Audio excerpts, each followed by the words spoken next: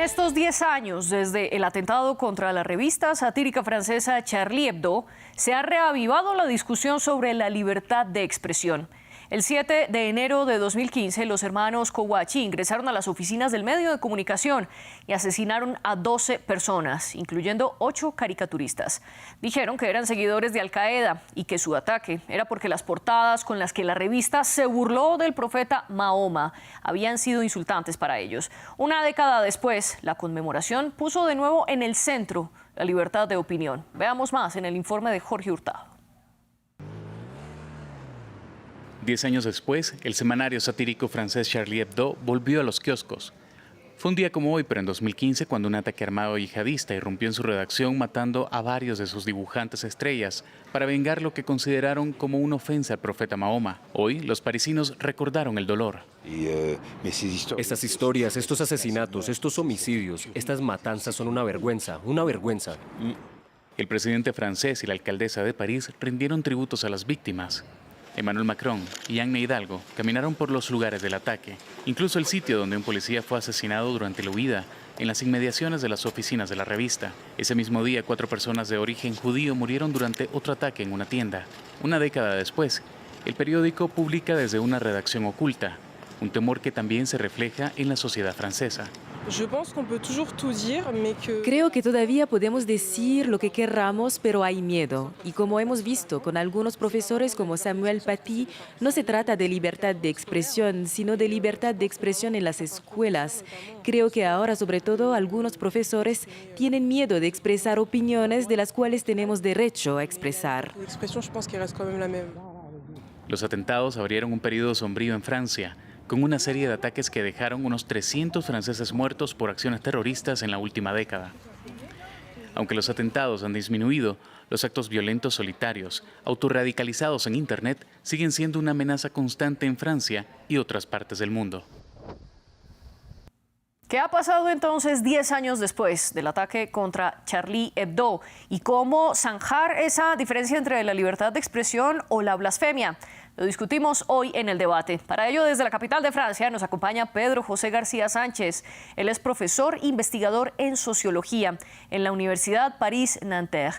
Y en Río de Janeiro, Brasil, está Artur Romeu, director de la Oficina de América Latina de Reporteros Sin Fronteras. Gracias a ustedes dos por acompañarnos y gracias a nuestra audiencia por seguirnos aquí en France 24 en este año. Recuerden que pueden seguirnos como @France24-ES y pueden comentar este tema con el hashtag #ElDebateF24. También una bienvenida de nuevo a quienes nos escuchan a través de Apple Podcasts, Spotify, Deezer y TuneIn.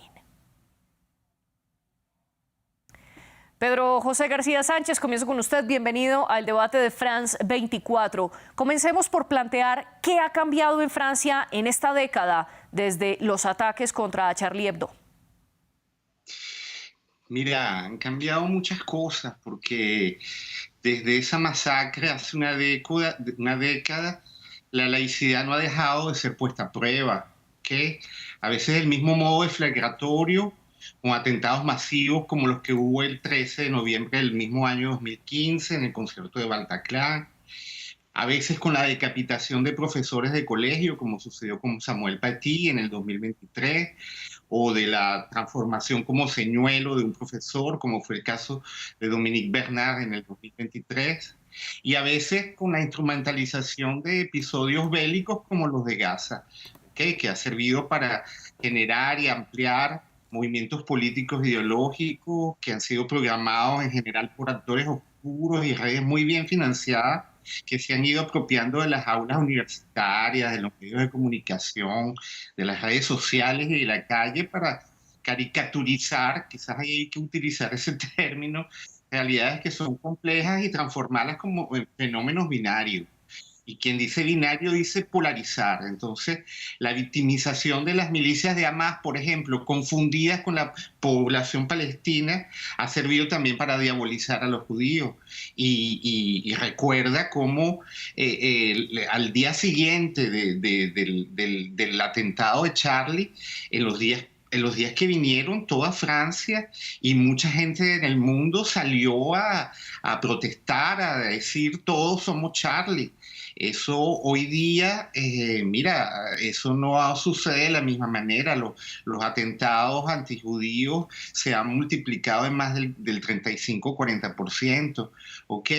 Entonces, en la mayoría de esos cuestionamientos a la laicidad se ha ido imponiendo un modo de relación que es propagandístico, sectario, y que trata la realidad de una manera voluntariamente obtusa. Y no solo la realidad, sino también a los otros. Que el otro sea étnico, que sea religioso, que sea de género, que sea de edad. ¿Ok? Poco importan los matices o la complejidad de las situaciones, los múltiples umbrales que hay que atravesar antes de que las diferencias sean fijadas en límites infranqueables, ahí aparecen. ¿Ok? Entonces, lo que importa va a ser más el conmigo o contra mí, la transformación ideológica y la práctica de adversarios, tratarlos como enemigos.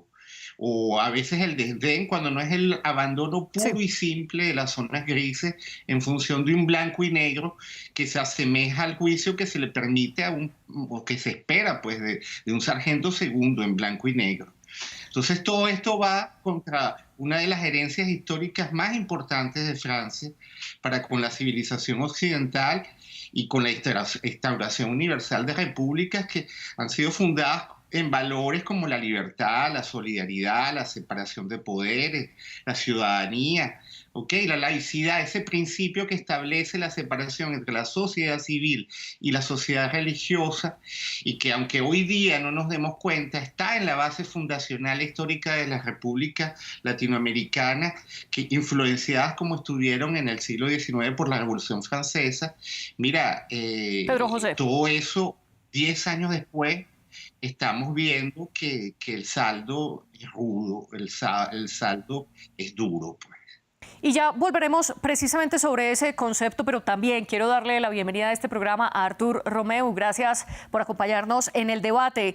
Pedro José nos hablaba de la laicidad, pero yo quiero preguntarle a usted qué ha pasado con la libertad de expresión y la libertad de prensa en esta década, no sin antes hacer una aclaración. Pedro José decía que la decapitación del profesor francés Samuel Paty fue en 2023, sin embargo fue el 16 de octubre del 2020.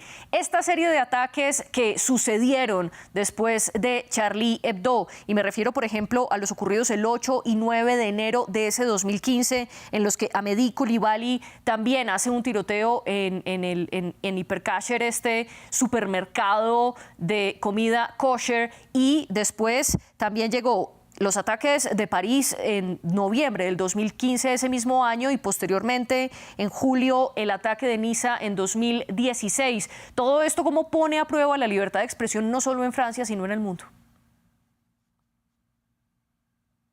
Bueno, creo que es lo que ha pasado con Charlie Hebdo ha generado, ha traído para la centralidad del debate la defensa y la importancia de defender la libertad de prensa. O sea, hubo un movimiento global muy importante, incluso de varios líderes de estados que han venido a París, en Francia, para poder prestar homenajes a los periodistas, a los caricaturistas de Charlie Hebdo que han sido asesinados en ese atentado. Y con eso se puso en la centralidad del debate público, en la agenda pública global, el tema de la libertad de prensa, también con esa discusión sobre la sátira, los límites del humor, pero sobre todo con una clara defensa muy consolidada, muy fuerte del derecho a la libertad de prensa, pues hemos visto que lo que hace históricamente Charlie es una publicación que ya tiene décadas de existencia,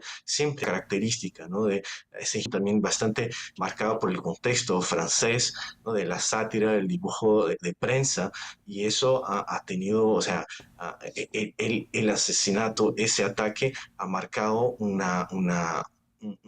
divisor de aguas en términos de esa discusión por su violencia. O sea, es seguramente la forma más brutal de censura que se puede haber, y hay que recordar, incluso hoy Reporteros Sin Frontera en este día que hace 10 años de los atentados, ha recordado que no solamente, o sea, que lo que ha pasado con Charlie Hebdo no es un caso aislado y tampoco propio de la situación de Francia solamente, o sea, en varios países del mundo, incluso en varios países de América Latina, hemos visto a lo largo de esos 10 años caricaturistas que siguen sufriendo persecución por su trabajo de prensa, de información, de sátira, de humor, o sea, por estar tratando de hablar de temas de interés público, pero a través del humor y la sátira. Entonces, y con eso, por su trabajo, por su ejercicio, por el intento de llamar la atención y caricaturizar realmente a jefes de Estado, a discusiones, a temas de la agenda pública y política del país, esos caricaturistas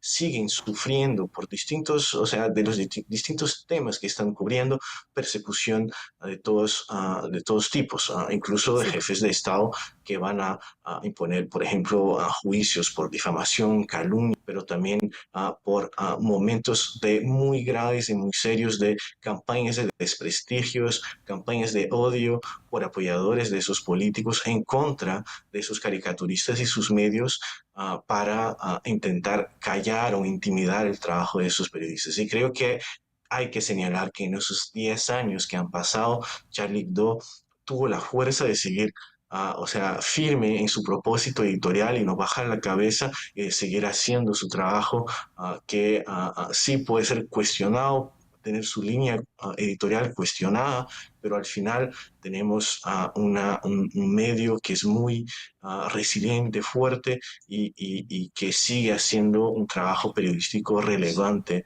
para el debate público en Francia. En línea con lo que usted afirmaba, que esta década, desde los ataques contra Charlie Hebdo, lo que hicieron fue fortalecer ese movimiento en pro de la libertad de expresión, se publicó un informe de la organización IFOP a propósito de esta conmemoración del ataque, en el que dice que el 76% de los encuestados en Francia se mostró a favor de la libertad de expresión y la libertad de caricatura como un derecho fundamental. Esto fue más en comparación al 58% que se mostraban a favor de esto en 2012, y también bajó el número o el porcentaje de franceses que creía que Charlie Hebdo no debía haber publicado caricaturas de Mahoma, algo que ha hecho de manera constante desde su fundación en 1970. Según este estudio, en 2012 el 47% de los encuestados creía que no estaba bien esta clase de caricaturas. Ahora, sin embargo, esto se redujo a un 24%. Pero, Artur, quiero preguntarle, ¿hasta dónde llega esa libertad de expresión? ¿Hasta dónde los caricaturistas pueden hacer mofa de una religión, sea el Islam, sea el catolicismo o cualquier otra? El derecho a la blasfemia, o sea, en el derecho francés, en Europa, en el contexto francés, está bastante consolidado, o sea, es algo que es propio del contexto político y social de Francia, y además creo que hay que ponerlo también en el contexto de la libertad de prensa, o sea, no son, o sea, no son caricaturas o un debate o algo que está en una lógica de discurso de odio y de ataques puros, o sea, es realmente una publicación editorial que tiene su línea muy consolidada y que hace esas críticas que pueden, por su vez, sufrir críticas de la sociedad, los espectadores, pero que está ahí haciendo ese trabajo periodístico en el marco de, de un trabajo de prensa. Entonces hay que poner las cosas en contexto, y esos límites, por supuesto, la libertad de expresión no es un derecho absoluto, está equilibrado con garantías y otros derechos, pero eso tiene mucho que ver con el contexto cultural y social donde está pasando esa discusión, y también de las leyes del país. Y en Francia eso está bastante consolidado, y además creo que o sea, que puede haber un problema cuando traemos la discusión para ese lado, porque al final no estamos solamente hablando de las publicaciones, de la sátira y de las opciones editoriales que hace Charlie Hebdo, pero también de la violencia, de la brutalidad en que o sea, las estrategias para hacer callar a la prensa, ¿no? Hacer callar a quien está publicando información periodística. Entonces, eso creo que es un elemento clave, sobre todo en el día de hoy, en que hay verdaderas campañas alrededor del mundo para crear una lógica de desprestigio, de descredibilidad, de desconfianza ante la prensa y los trabajos y el periodismo de manera general. Y ese discurso antiprensa que muy fácilmente es apropiado por distintos actores de la sociedad, pero sobre todo por autoridades públicas y gobiernos, tiene un efecto nefasto de poner, o sea, como Donald Trump lo hizo y probablemente y seguramente lo seguirá haciendo, de poner a los periodistas o a los medios como enemigos del pueblo, ¿no? De la sociedad. Y entonces creo que hay que poner bien, no caer tanto en las discusiones quizás más complejas y conceptuales y teóricas, en ese caso de discusión sobre hasta dónde los límites de la blasfemia, que por supuesto son discusiones legítimas, pero en ese caso estamos hablando de un atentado que ha asesinado brutalmente a 8 personas que estaban en una redacción haciendo su trabajo periodística protegido por la legislación francesa y se ha vuelto en un símbolo, en un emblema del derecho, de la lucha por el derecho a la libertad de prensa en el mundo. Usted hablaba de unas estrategias violentas, en este caso en contra de la prensa, pero Pedro José, quiero preguntarle, ¿se han utilizado estrategias violentas en contra de la laicidad en Francia?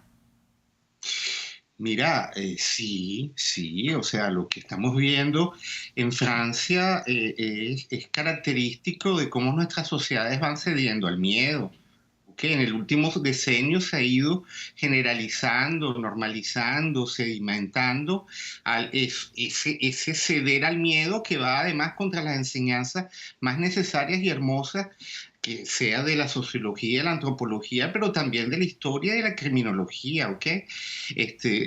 Por ejemplo, mira, lo que ha sucedido con la izquierda y sus movimientos. Ha habido sus movimientos sociales y políticos.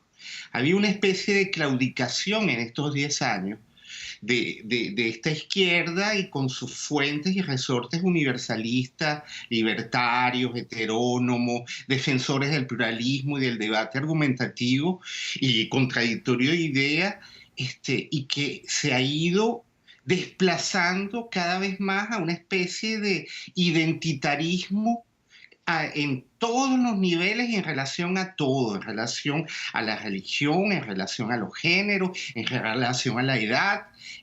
Todo se vuelve identitario, que lleve esto una bandera progresista y de diversidad, pero también del otro lado, ¿ok?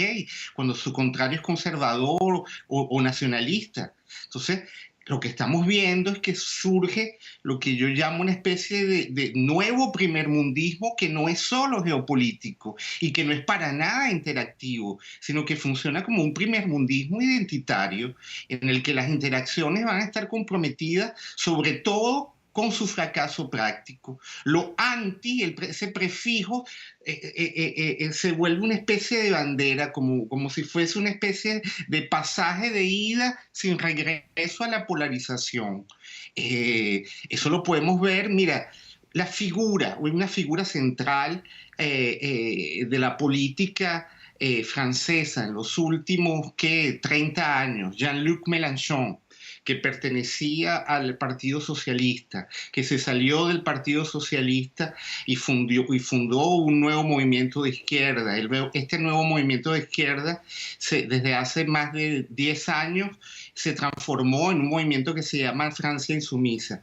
Cuando uno escucha las declaraciones de Jean-Luc Mélenchon antes del atentado de Charlie o durante el atentado de Charlie, mira, este era un hombre político que asumía la defensa de la laicidad de todas las maneras habidas y por haber.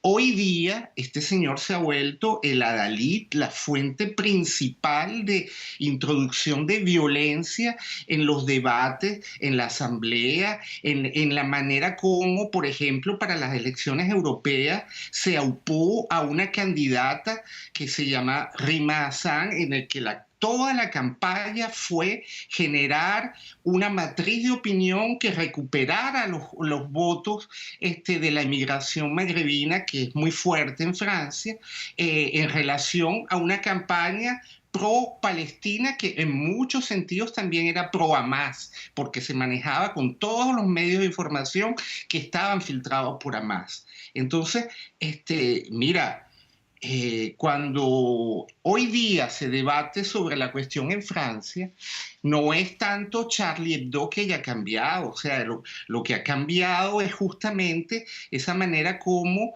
los extremos de izquierda y derecha se han ido reencontrando casi en el mismo modo en el que pudieron reencontrarse antes de la Segunda Guerra Mundial. Pero discúlpeme, Pedro José, lo interrumpo aquí porque quiero hacerle una contrapregunta y es, usted dice que desde este ataque se ha movido más hacia la polarización y los extremos de izquierda y de derecha se han reencontrado, pero ¿cómo es posible que un ataque terrorista o un suceso o una serie de ataques terroristas conlleven a esto? ¿No debería ocurrir justo lo contrario?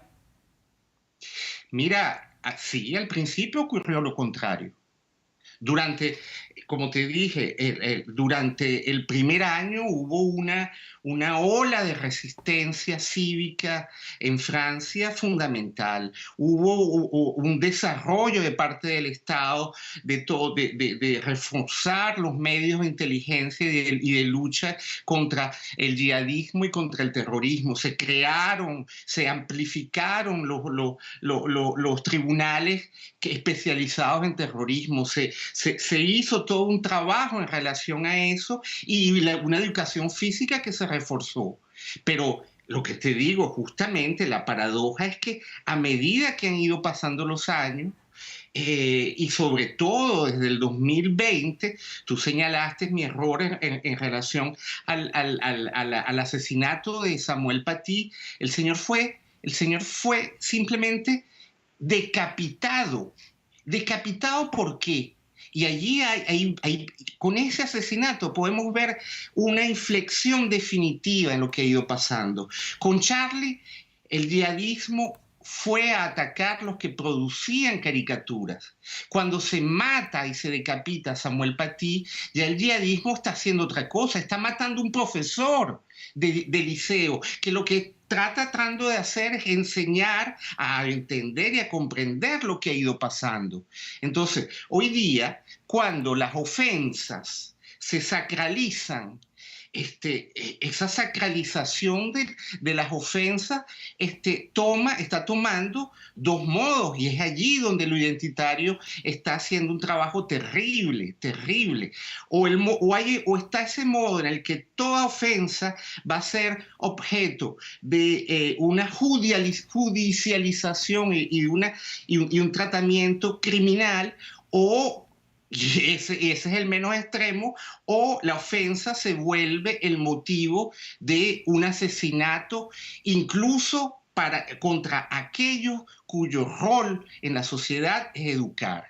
Sí. Entonces, esa es la paradoja que estamos viviendo y en la que, como yo decía, la figura de Jean-Luc Mélenchon encarna a la perfección lo que ha ido sucediendo en términos políticos cuando lo identitario ha ocupado hoy día lo que hasta hace 20 años, 30 años ocupaba el debate argumentativo, el tratar de encontrar compromiso en relación a los conflictos y a los problemas radicales que eran difíciles de asumir. Y al respecto podemos retomar las palabras del director de Charlie Hebdo, Laurent Soriceau, quien a propósito de esta conmemoración de los 10 años ha escrito una editorial en la publicación para conmemorar lo que ocurrió justamente ese 7 de enero del 2015. Y allí tiene varias palabras. Una de ellas, por ejemplo, está criticando lo que llama la cobardía y la negación por parte de la izquierda francesa en relación con lo que dice Pedro José, pero también dice, sí, podemos reírnos de Dios, especialmente si existe. Esto en un ejemplar en el que no solo conmemoran el aniversario, sino que a propósito de esta fecha publicaron a los ganadores de un nuevo concurso de caricaturas en contra de diferentes religiones.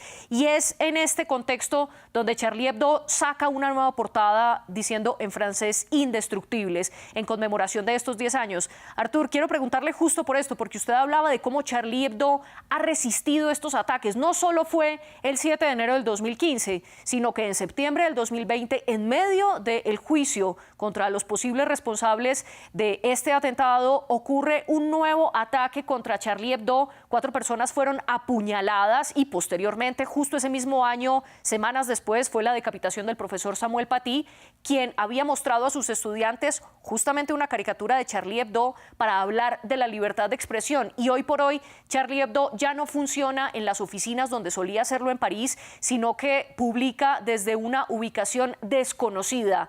Artur, ¿qué tanto se puede hablar entonces de resistencia? Porque sí, Charlie Hebdo sigue publicando, pero ¿continúa el miedo?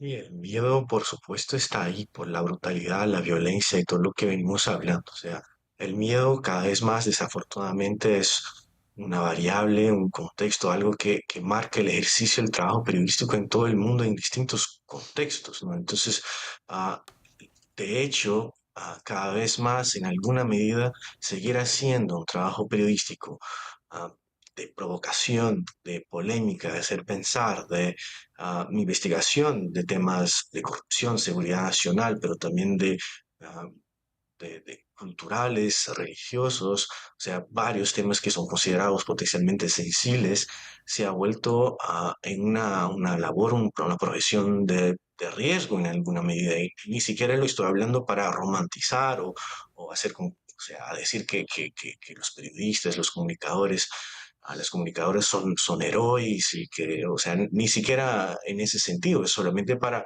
hablar de hechos, ¿no? O sea,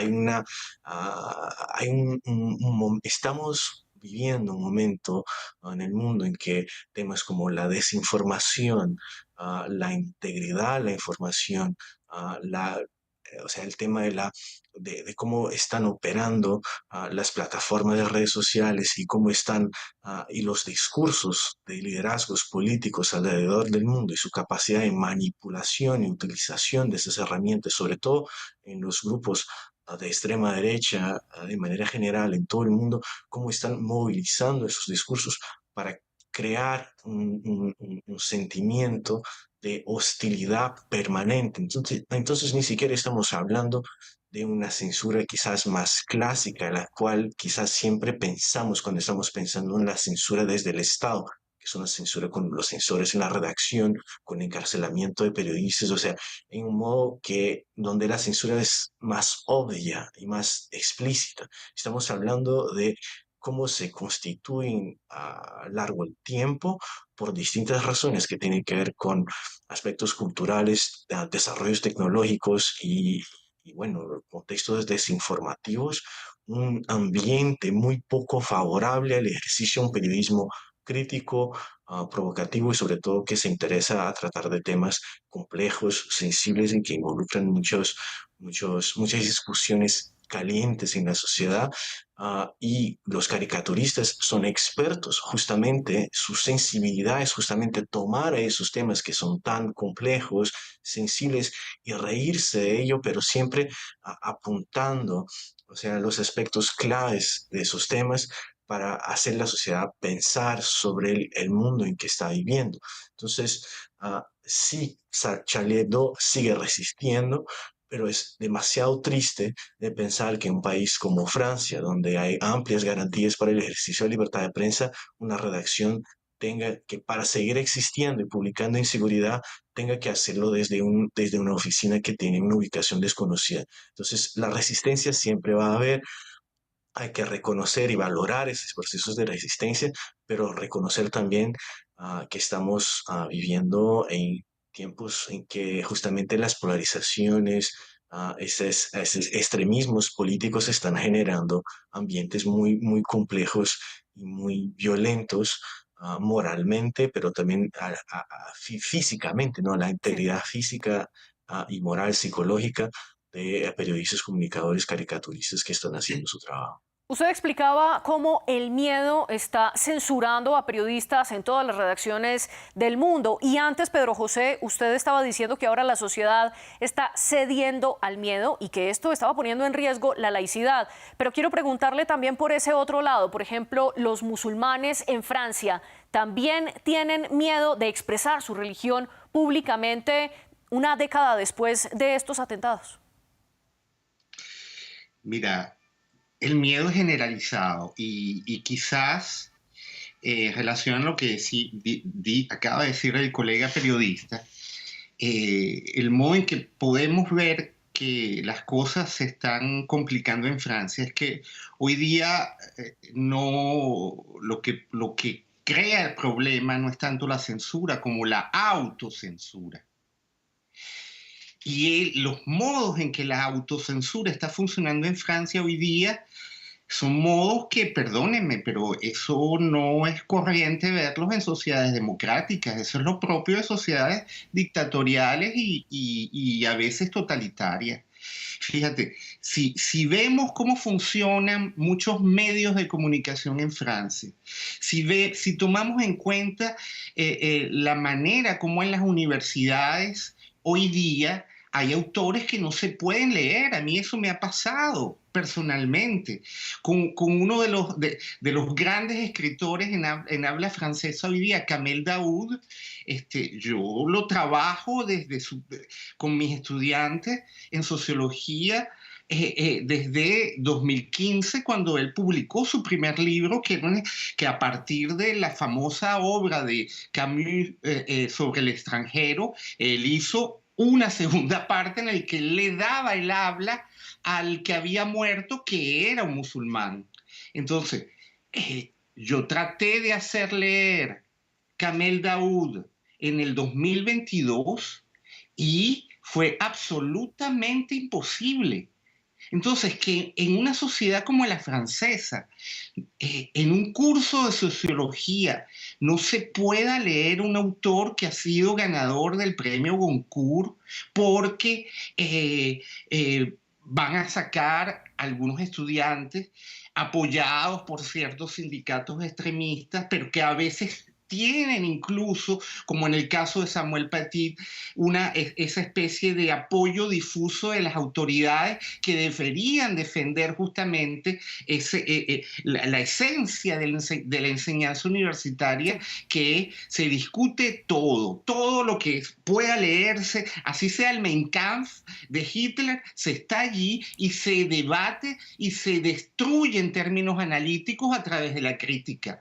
Pero no, hoy día en las universidades francesas, como en los medios de comunicación, está sucediendo que, mira, yo lo escuché ayer de Pedro parte José, de uno de los le pido que grandes redondee la periodistas. idea, que nos acercamos al final, por favor. Sí, anoche uno de los grandes periodistas franceses le preguntaba al abogado a Richard Malka, el abogado de Charlie Hebdo, y le decía, mira, yo y otros periodistas queremos volver a publicar las caricaturas, pero entonces vienen nuestros jefes de redacción y nos dicen, no podemos correr ese riesgo. ¿Qué les responde Richard Malka? Él les dice, bueno, pero si ellos no corren el riesgo desde el lado de los medios, desde el lado de las universidades, los islamistas, los extremistas, los yihadistas, ellos sí los corren. Entonces, a fuerza de que haya solo un lado el que corre el riesgo y no el otro, que el otro se esté autocensurando, eso quiere decir que sí, los musulmanes en Francia, los cristianos en Francia, cualquiera que sea la identidad en Francia hoy día, tiene miedo y se autocensura. Y eso es una regresión para una sociedad que ha encarnado desde el siglo de las luces justamente la libertad de expresión y el basamiento de una república en las formas de libertad, de igualdad y de solidaridad humanas. Pedro José, usted hablaba de la regresión. Artur, para concluir este debate y terminar nuestro programa, precisamente, ¿está de acuerdo con esta regresión y cómo concluir o cómo analizar esta década que comenzó con los ataques de Charlie Hebdo, pero que continuó? Creo que es una década en que vimos transformaciones muy importantes en el ecosistema de los medios, ¿no? En la industria de los medios por revoluciones tecnológicas, pero también por momentos, o sea, debates y cuestiones geopolíticas. Entonces hubo cambios estructurales gigantes y creo realmente que hoy uno de los grandes desafíos que tenemos en la contemporaneidad.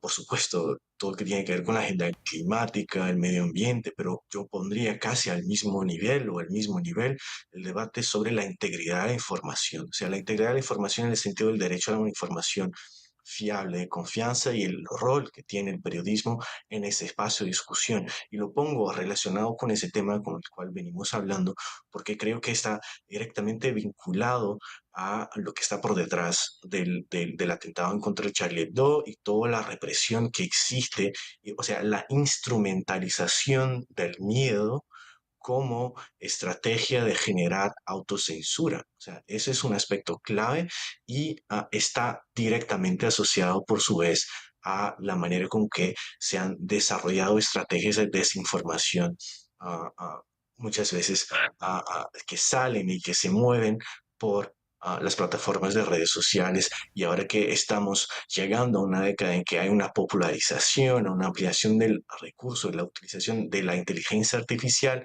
creo que tenemos nuevos desafíos para poder justamente hacer frente a ese escenario, a entender cuál es el rol del periodismo delante de todo eso, para poder seguir resistiendo a los principios históricos y a los pilares que al final, que nos guste, que no nos guste la línea editorial y o sea, las caricaturas de Charlie Hebdo, que están encarnados ahí por una irreverencia, Sí. un coraje en alguna medida de seguir movilizando el debate público sin miedo, sin autocensurarse, para poder promover una discusión pública que sea sana, aunque provocativa, porque el rol del periodismo, la función social del periodismo, independiente de todos los cambios que vemos, sigue siempre la misma, que es ejercer un control social sobre el poder. Y entonces, en alguna medida que sea a través de caricaturas que Artur. van a provocar jefes de Estado, políticos, autoridades, gobiernos, sea autoridades religiosas,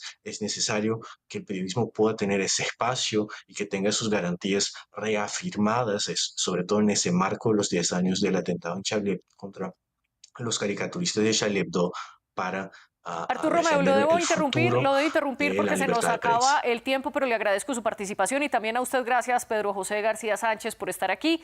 Gracias también a nuestras productoras Laura Garzón y Tania Herrera. Ustedes vean más en france24.com.